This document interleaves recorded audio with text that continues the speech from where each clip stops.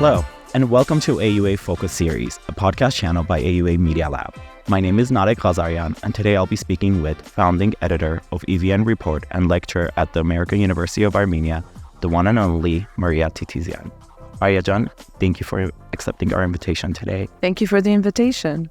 No problem. Today we're going to talk about a few different topics, including our field of media, journalism, but also I want to dive into a conversation about the recently launched Center of Excellence in Journalism, funded by U.S. Embassy Yerevan, which is a partnership that we have with Washington State University. So let's dive right in. Let's dive. That's what we do in Armenia. That's what we do. Maria-Jan, before we talk about business, I think our followers will be really interested to hear about your journey to Armenia, your repatriation to Armenia, your work in Armenia. You've been in Armenia for some of the most modern historical events in this country. So how does that been dealing with raising a family here and just living your best life in the motherland? In the motherland. Oh, I haven't been asked that question in a long time. I've been in Armenia 23 years. When the 1988 Karabakh movement started was when I really wanted to come. And we explored some options and figured it was a little too soon at that point. But anyway, so we came in 2001 with two little kids who really didn't like me very much at the beginning. 23 years ago, Armenia was a very different place. There were no shopping centers, no movie theaters. My kids stopped drinking milk because... Didn't taste good. No, it tasted, a little bit like a village, and things have progressed in so many amazing and wonderful ways and in so many tragic ways. And yes, I have had the privilege, I always say it's always been a privilege to live in Armenia with all of its tragedies and all of its successes, because as I would tell my children all the time, that we are bearing witness to the creation of a state, of a statehood, and that comes oftentimes, unfortunately, with a high price tag. And we saw that in the last several years. But yeah, it has been, I am living my best life. I hope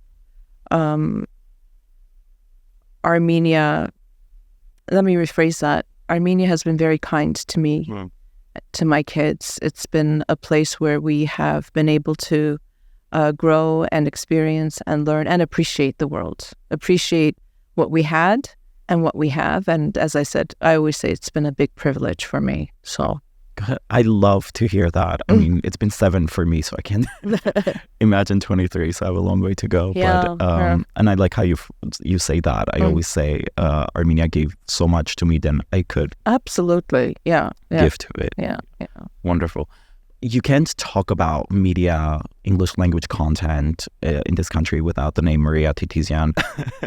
You give me too much credit. No, I mean, it's true. Absolutely. I mean, you've played a critical role in a lot of ways in shaping what the media sector is now. So talk to us, our followers, about EVN Report, how that came to be, kind of your journey into journalism and media in Armenia. I mean, you were a formal journalist before you even moved to Armenia. No, I wasn't. I always wanted to be a journalist. That was my dream. And after I moved to Armenia, it was a very difficult transition for us because we didn't come here, obviously, with these grand notions, I'm going to go and do this and that, and I'm going to save the country, because whoever does that shouldn't come. That's not what we do. You come to live and to immerse yourself in the life of this country, of our country. I started with the Armenian Reporter back in the early 2000s, and I was here, 2008, March 1, during those protests, and when 10 people were killed. And so, in the intro, you said I've sort of seen all of it, and I have since 2001. And then I worked at CivilNet. I was at Armenia's public television. And then I really needed to take a break because I had burned out, and I was teaching at the American University of Armenia at the same time. And then the 2016 4-day war happened. Unfortunately, so much of my journey has to do with war. Sad, but it is the reality. Yeah. And it was the 4-day war, and I felt that we weren't communicating with the world. We were speaking in Armenian, reporting in Armenian, talking in Armenian, complaining in Armenian, And, the 4-Day War at the time was horrific. We didn't know what was to come. And I felt that there wasn't English language content being produced in a way that could reach a global or a foreign audience. And we were losing the information game, the information war. So at first, initially, the idea was to start a website that would deal specifically with Artsakh, with Nagorno-Karabakh, and we were going to call it Spotlight Karabakh, and it was going to be everything about the conflict, the history, and so on. And while I was thinking about this, I thought, well, if it's only going to be about Karabakh, if I'm going to do this, if I'm going to jump, why don't we create an solely English language platform? I was looking at the post-Soviet space, and there was the Moscow Times, the Kiev Post, and I thought, why don't we have one here? And I started talking to people, and I had no money, I had no resources, didn't have a team. Also seems to the reality. Yeah, it was just the way it was, and so I registered a foundation at the end of 2016 called EVN News Foundation, and in March of 2017 we launched EVN Report. And many people said, oh, it's not going to work. It's long form. It's analytical. It's too dense, sometimes too academic. People are only watching videos now. TikTok still hadn't come about at that time. And I said, it's about supply and demand. We don't have enough credible, solid, objective reporting happening. And I was so tired of mediocrity. And I said, I want to create a platform that could compete with any English language magazine anywhere. Because as Armenians, especially, I guess, I don't want to, be too critical of ourselves, but sometimes, we tend to be a little sloppy and not very professional. Yeah, sometimes good enough might not just be good enough. Exactly. Yeah. And so I reached out to people and I said, look, I have no money to pay you. I don't have anything to offer except a platform. And if you would honor the platform with your words and your expertise, then I would love to publish it. And that's how it started. And then we are here 7 years later. Doing amazing work. Well, thank you. It's been a struggle, but yeah, we try. We try. I mean, but it is such an important source of information when, conflict happens and, so many people from the diaspora that reach out to us asking what's going on. Just we share EVN reports, CivilNet, and anything English that we could find. Which leads me to my kind of next topic that I wanted to talk to you a little bit. As someone who's been a diasporan yourself once, what do you think is the biggest information gap between Armenia and diaspora? And I know this is a loaded question. Yeah, for sure. Look, to be engaged in Armenia, you have to be all in. So sitting in New Jersey or Toronto, where I'm from, or LA or Sydney or wherever you happen to be, to follow the daily struggles and events that are taking place is very difficult and challenging. We have not been able to communicate properly with the diaspora. And, when I do go back and, just with my family and friends, I realize they know so little.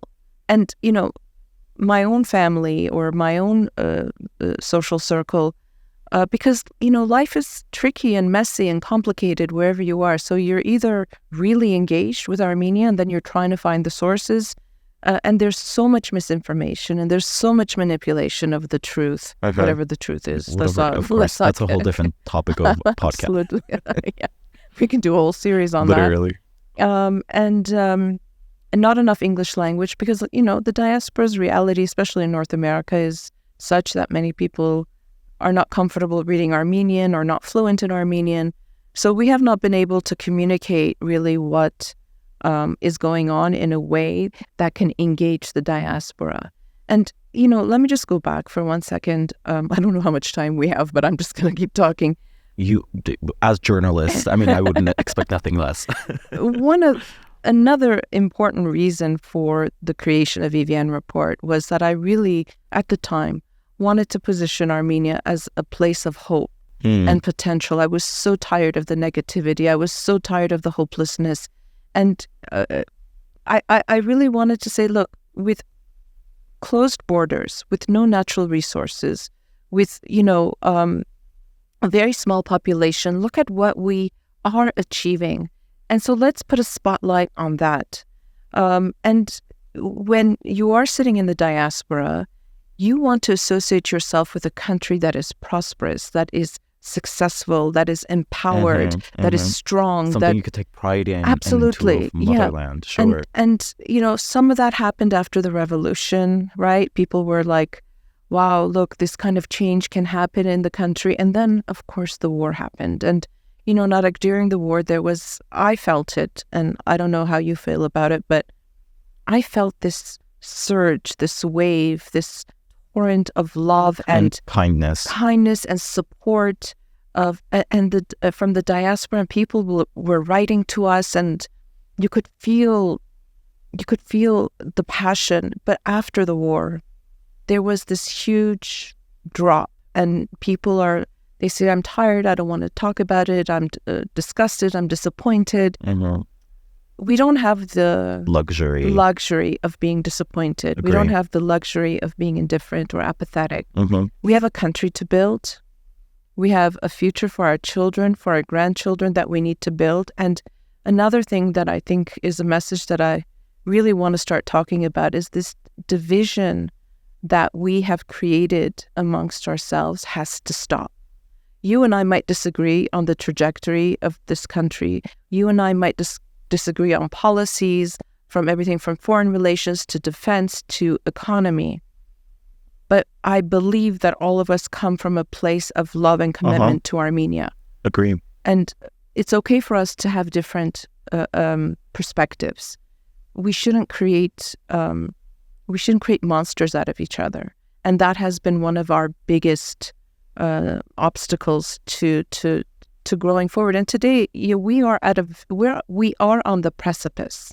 We really are. And in terms of security, in terms of the threats to our country, if we are not strong internally, and then I'm not naive to say, oh, we all have to sing Kumbaya and hold hands and sit around the campfire.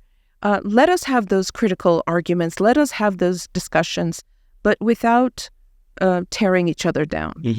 And I hope that the media can play a role.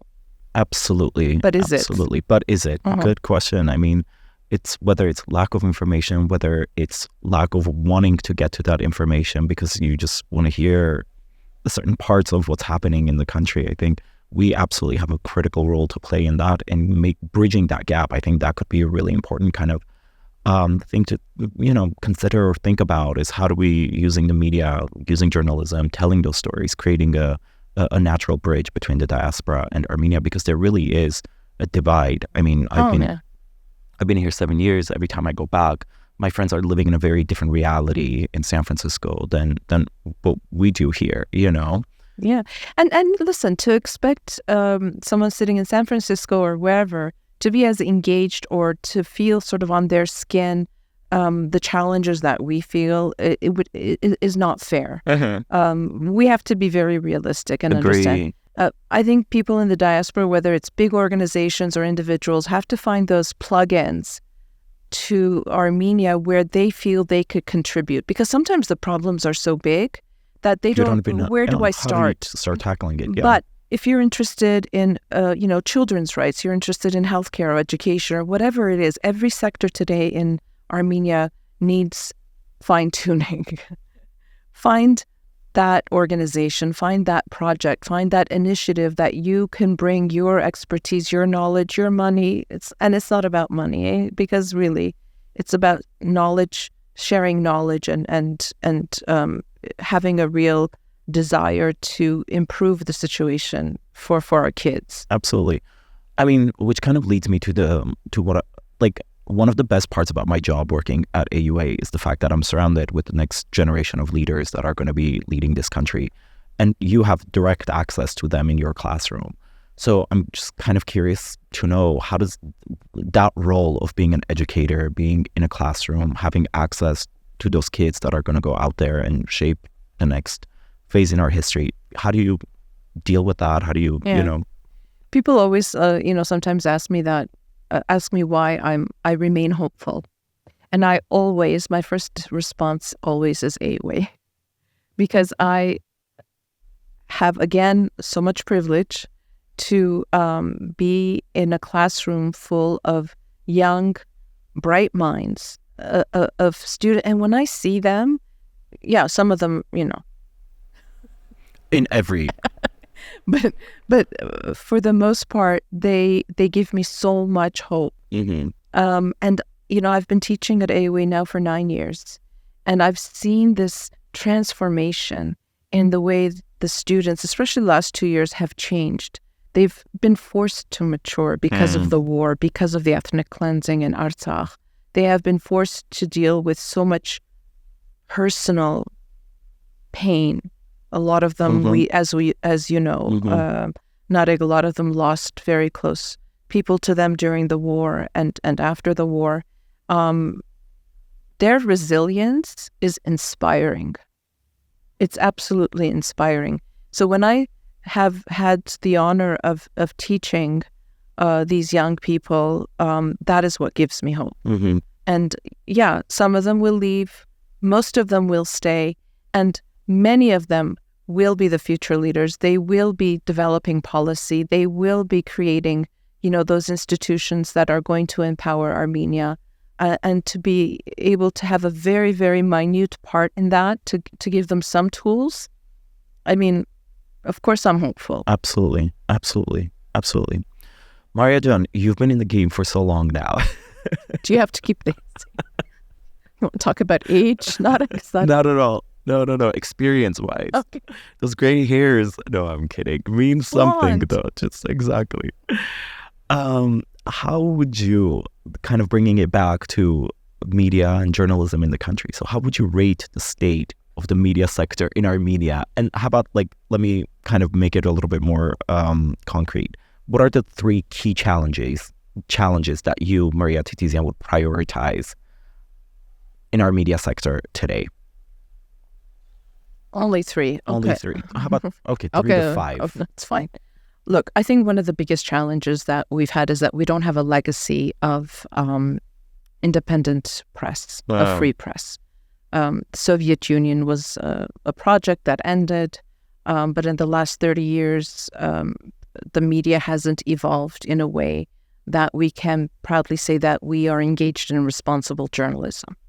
I think that once media practitioners understand that their duty is in the public interest, that their role is for the public record, and that they can be critical, but they have to be balanced, and that they have to understand that every word they write, every article they publish, every video they broadcast, every news segment they produce has an impact on Armenian society, has an impact on how we see the world, how we see ourselves, how we frame our identities.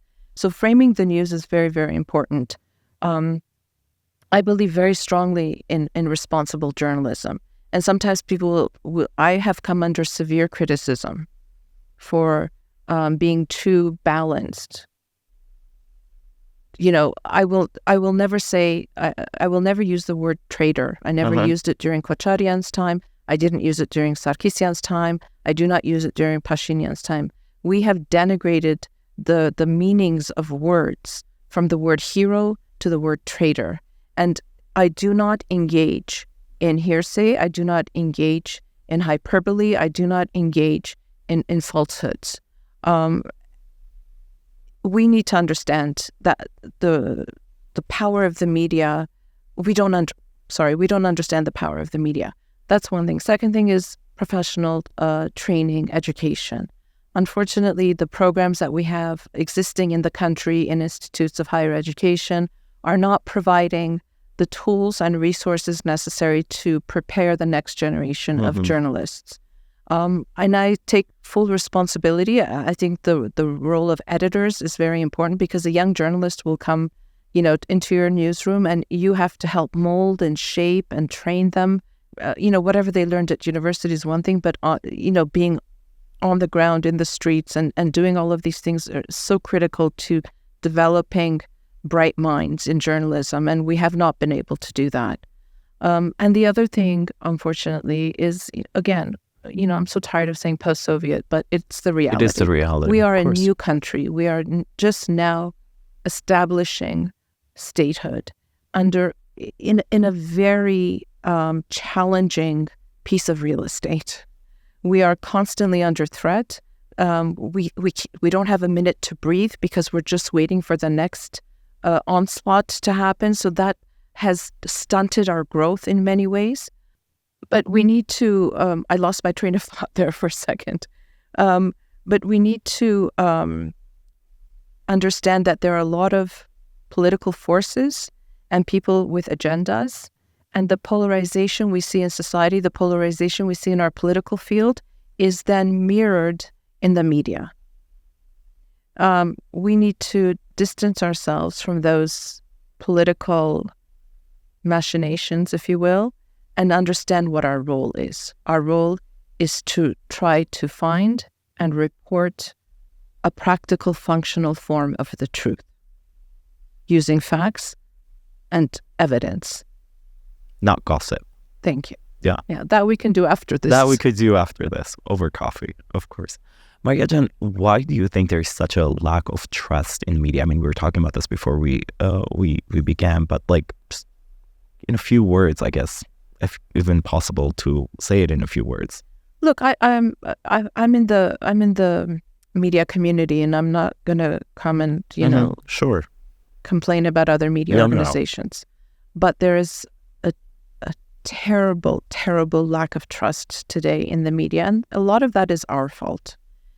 I've always said that if we do not self-regulate, if we do not have codes of ethics, if we don't have editorial policies and guidelines that we adhere to, and today let's talk about AI policies as well in newsrooms. Sure. But that's, again, another series of course that needs to be addressed. If we do not do that, there's two things that can happen. One, the government is going to step in to regulate. And two, you're going to lose the trust of your audience. And if you don't have the trust of your audience, who are you doing this for? And why are you doing this job? But if I'm there to pursue a political agenda, go into politics. But as a journalist, yes, we all bring our own political, personal, emotional sort of history and baggage to the game. Mm-hmm. But as long as you're honest about what your position is and convey that to the reader knows what position you're coming from, and they can accept it. See, for example, in Toronto, if you wanted to read the Toronto Star, it was more liberal leaning. If you wanted to read a more conservative point of view, you'd pick up, the Globe and Mail. I know these things to Americans mean nothing. It's fine. Absolutely. Okay. Yeah. I get it. I'm comparing it to. I'm giving an example. CivilNet and Fox. Totally get it. Yeah. You need. It comes down to established media organizations. It comes down to media literacy on behalf of the population, and we are not media literate. I remember when I first came and I first started working as a journalist, somebody said, in order to understand what's happening, you have to read like 7 different newspapers. This is in the 2000s before we had all these websites. And you have to read... Wait, what's a newspaper? Like they used to print the news? Yeah, I wish they did. I would love to go back to those days, to be honest. But, you have to, because, just look at how the Syrian conflict was reported. Just look at how the Russia-Ukraine conflict is being reported. We know that if we want a Western perspective, we listen to BBC or CNN. Well, I don't know about CNN, but you know what I'm saying. Of course. Or, Al Jazeera.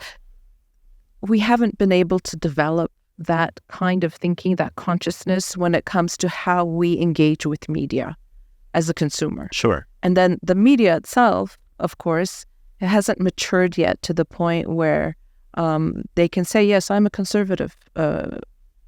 Look, I grew up in the West. My worldview, my perspectives, my value system is steeped in Western ideas.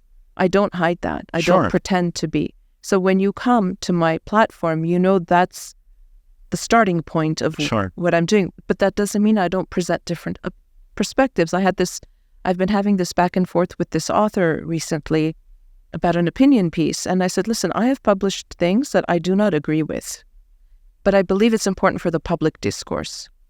We need to have mature, elevated discourse. Agreed. And we don't have that. We don't have that. But I mean, I think it would also kind of point out that this problem exists everywhere around the world. Sure. It's not Armenia specific. But like you said, we don't have the luxury to keep making mistakes or adapting all this different bad practices, I guess, that exist, because our kind of identity is on the line. I mean, it really is. Say that with a lot of fear and a lot of chills going down my spine. But anyways, Maria Can, talking about the Center for Journalism as a kind of discussing the issues, now talking about the future and how we could kind of start to address some of these challenges that you brought up. And I do think that this Center of Excellence in Journalism and the opportunity to the opportunity to launch a master's program in journalism in partnership with Washington State University, that's of course funded by the U.S. Embassy in Yerevan. You played a critical role in developing that initiative, that paper, that concept. How important is this? Look, we're not going to change. We like fast results. Fair. We don't think in terms of systems, and we don't do long-term planning. We want to do something, we want to see the result. This is a long game. We're not going to change the face of the media in 2 years or 3 years. But let's have a vision to say that in a decade, we will have had 3, 4, 5 cohorts of students who came through the Masters of Journalism program, of journalists who were trained at the Center for Excellence in Journalism, for studies and research that we will hopefully be doing to understand what the real challenges are. I think we can make a dent. And I think it's so important to be collaborating with Washington State University because we will be able to bring in best practices and leapfrog over a certain number of challenges that might face any new country, any new developing country when it comes to the media. So I'm really, really so excited for this program. And again, as I said, I think we have to be very realistic and understand that the results are going to, take a bit of time. But the fact that we have recognized it, the fact that we have this opportunity, the fact that we are now developing this program and we have a media center that's going to be operational relatively soon to give us the tools to be able to bring together all of these programs that we have and all of these ideas and dreams that we have to really help and provide the kind of education, the kind of training, practical training. So important. Of course.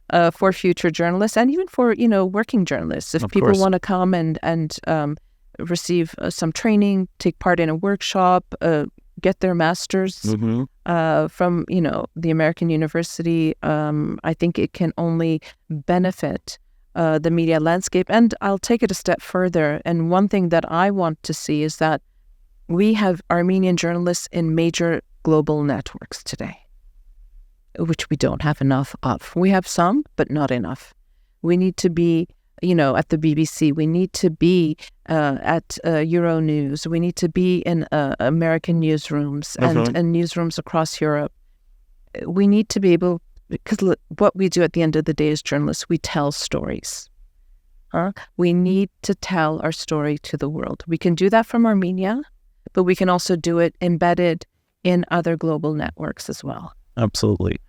And, as you said, anytime we're investing in human capital, we're going to see the results of that way later. And it's going to be, but when we do see the impact, it's going to be significant. Absolutely. So I think we're just all very thrilled about that, to kind of embark on this journey. And like you mentioned, kind of making the connection to our media lab, which will provide the physical space, the equipment, and do kind of the outreach of all those things that we're talking about and engage journalists, practitioners in the field with best practices and so on. I think it's going to be really important for the university, the country, the region, and just make us a lot stronger and help us kind of contribute to the development of this country. Yeah, absolutely. If we don't recognize through responsible journalism, through the media, sort of what are the challenges and temper that with the successes as well, to show all aspects of our existence, we will not be able to move forward. So I'm looking forward to seeing this program develop further, to launching it, to seeing the first cohort of students. I really am very, very excited and hopeful for it. Agree.